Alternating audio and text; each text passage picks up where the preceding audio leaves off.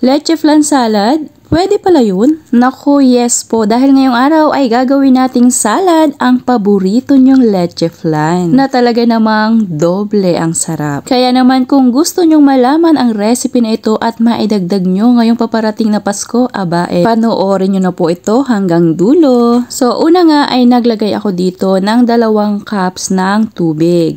At naglagay din po ako dito ng 2 cups ng evaporated milk. At naglagay na rin po ako dito ng 4 na kutsarang asukal. So, depende na po sa inyo kung gusto nyong i-adjust pa yung tamis. At gumamit nga po pala ako dito ng leche flan jelly mix. Bale, 2 pack po ang ginamit ko sa ganyan po kadaming mixture. Haluin lamang po mabuti hanggang sa ma-dissolve yung ating leche flan powder. At kapag nahalo nyo na nga po mabuti, ay atin na po itong isasalang sa katamtamang lakas lamang po ng apoy.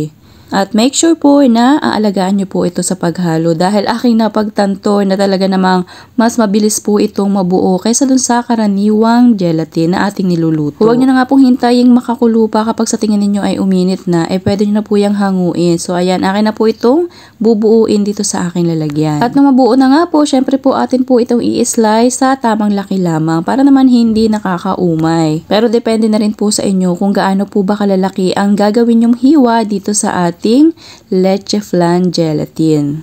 At kung umabot ka nga po hanggang dito sa part itong ating video, ay siguradong na-curious ka na pwede palang gawing salad yung paborito nating leche flan. Kaya naman kung nagustuhan nyo ito ay huwag nyo naman pong kalimutang mag-like and comment na rin. Thank you! At sa isa pong lalagyan ay naglagay po ako dyan ng 2 all-purpose cream, bali 500 ml po na all-purpose cream ang inilagay ko dyan at 1 cup na condensed milk. Ganun lamang po kadami inilagay ko dahil para sa akin ay sapat na po yung ganong tamis. Dahil nung napaghalo ko na nga pong mabuti ay inilagay ko na po dito yung ating hiniwang leche flan gelatin. Halu-haluin lamang po mabuti at yan po ay naglagay din ako dito ng sago. Small sago lamang po yan. Mas gusto ko talaga kapag ganitong salad merong sago. Kasi para sa akin nakakatuwang kainin talaga kapag meron kang nangunguya-nguyang sago.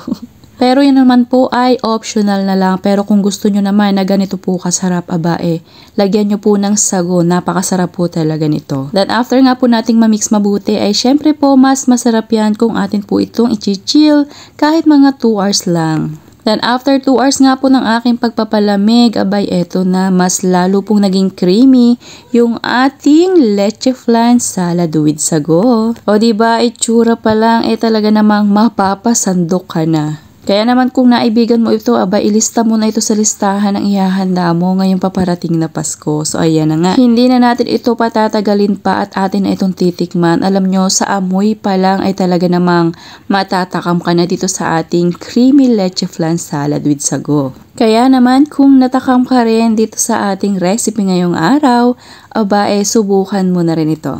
Thank you for watching. Serve and enjoy!